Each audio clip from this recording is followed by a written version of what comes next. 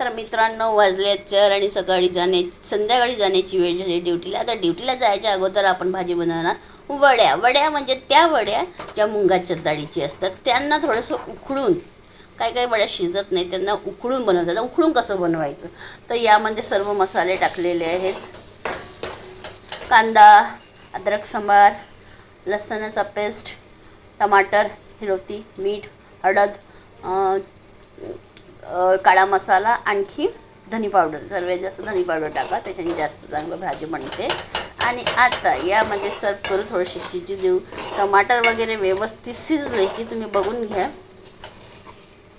थोडंसं हलक्या हलक्या यातली वडी, ही वडी यात सर्व करायची. लवकर शिजत नाही, त्याच्यामुळेच हा परिणाम आहे. आणि मोकळी अशी वडी बनव.